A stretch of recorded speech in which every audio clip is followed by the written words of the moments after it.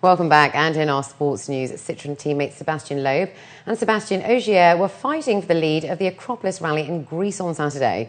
Younger driver Ogier held a 15.1 second advantage as the competitors drove into the evening.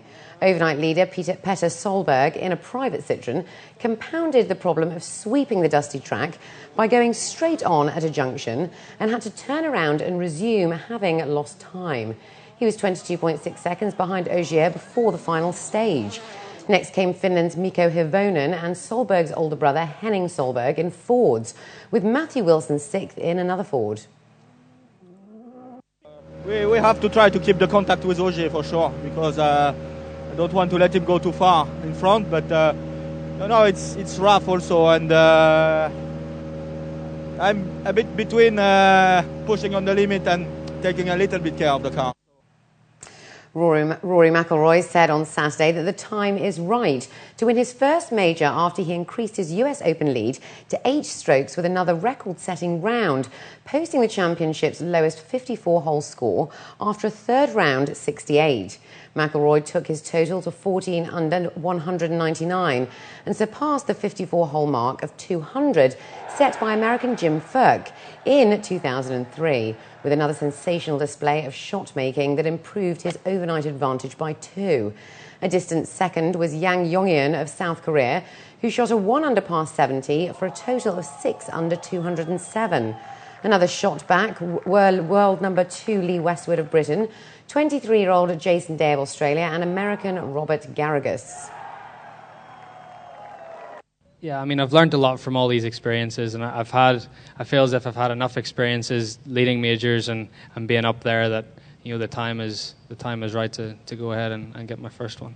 You heard him say it. You know, he believes that he's going to win several majors, and I believe that when he said it, because he looks so confident.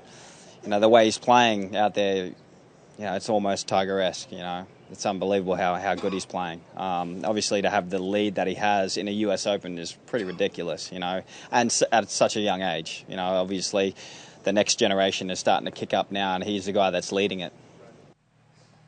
6th seed Marion Bartoli overcame blustery winds, a groin injury and a determined fight back from Czech Petra Viatova to win the Eastbourne Grass Wimbledon warm-up tournament 6-1, 4-6, 7-5 on Saturday. Bartoli breezed through the opening set in 30 minutes, with her 21-year-old opponent making a series of loose shots and unforced forehand errors. The second set started in much the same way, with Bartoli seeded 9th at Wimbledon, racing into a 3-1 lead and seemingly set for the title. She then won the next 3 games to lead 4-3 before holding on to take the second set in 44 minutes. Yeah, well, I'm so happy to have a title again. I don't know since when I didn't win a title, but it's great to have one more. And, you know, it's a huge event, so I'm really happy I've been able to win it, and looking forward to starting Wimbledon, definitely. 6-time winner Roger Federer is back on his beloved Wimbledon grass and feeling as confident as ever. The 29-year-old said that he had a great year last year and that he had been confident in his game while looking forward to playing on a grass court. Meanwhile, Djokovic should play his opening match on Tuesday, but if the weather forecasters are correct, the Serb could be playing under Wimbledon's retractable roof, with rain expected for the first 2 days of the tournament. I've had a really good last year, and I've been very confident about my game, and I'm happy it showed in Paris. I played a wonderful match against Novak, and also all the other matches before that were really good. So obviously I come into this tournament very confident, and it was funny the first time I hit here on Monday very easily. I was like right away after 10 minutes. I was like, just feels so natural for me to play on grass, and I hope it's, you know, that feeling's going to pay off by going deep and then hopefully winning the tournament here. I think when the roof closes, it's a bit slower and a bit more slippery, and obviously because of the humidity, you know, inside of the stadium. So the conditions will be a bit different, but I mean, as you said, I've played there last year, one you know, a couple of sets, so you know, approximately I know what it feels like to be under the roof. And finally in sports, world number 1 Caroline Wozniacki told reporters that she firmly stood by her decision not to play on a grass court warm-up event before Wimbledon, opting instead for an indoor hard court tournament in Copenhagen. A stunning exhibition on Oriental art opened with a private reception at the Dubai Community Theatre and Art Centre. The joint initiative between the Dahesh Museum in New York and the Syracuse University was attended by various patrons and UAE alumni of the university, notably His Excellency Mohammed Al-Mer, the Deputy Chairman of the Dubai Culture and Arts Authority. Reconnecting East and West showcases the technical abilities and depth of knowledge by 19th century European artists who, in their travels, were inspired by Islamic patterns and ornaments. The works of renowned artists such as Owen Jones, Georges Raymond and John Leon Jerome and others are on display within the total collection of 45 pieces. The aim of the exhibit is to reflect on how such masterpieces are a useful tool in the study of Islamic history and its application in art education. This exhibition reflects really the genius of Islamic art. Through the last 14 centuries, art flourished all over the Islamic world, in architecture, in art of the book, in metal, in wood, in all kinds of manifestations of the arts. Very important that youngsters know their heritage, appreciate their heritage, learn some of the rudimentary skills of Islamic art in illumination, in design, in calligraphy. This will open really windows for them in creativity. Experts revealed how the unique collection of the Dahesh Museum, founded in 1987 in New York City, has ensured to preserve the traditions of our region, which were on the verge of being lost.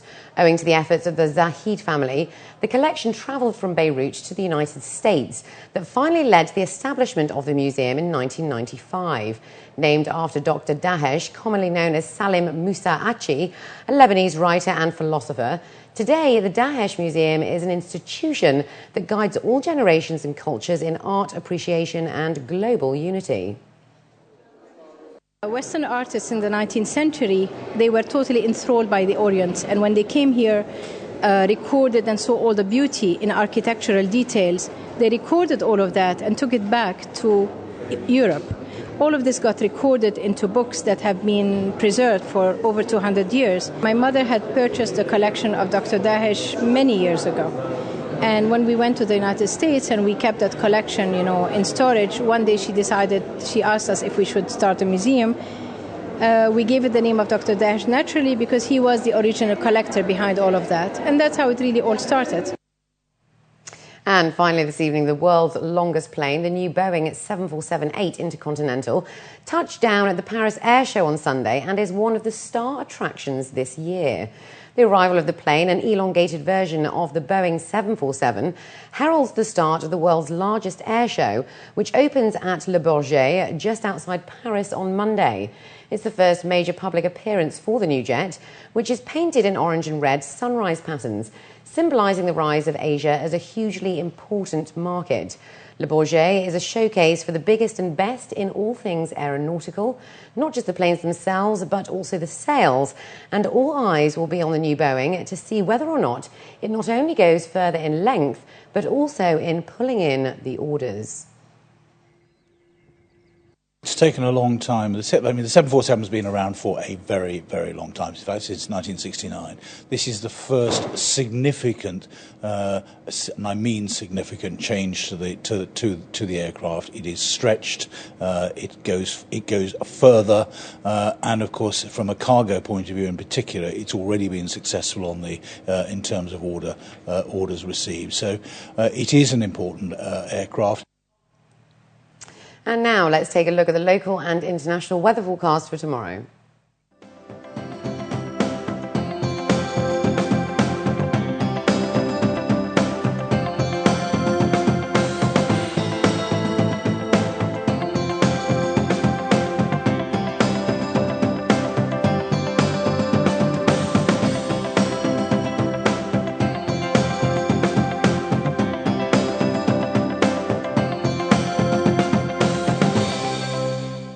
And before we head out, here are the top stories again.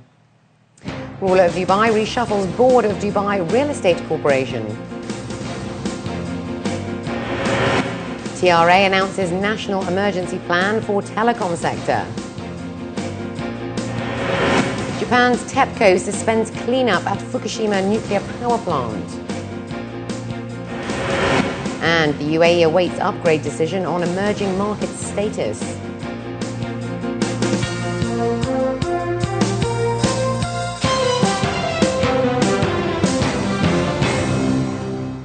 Well, that brings us to the end of the bulletin. As always, we'd love to hear your comments.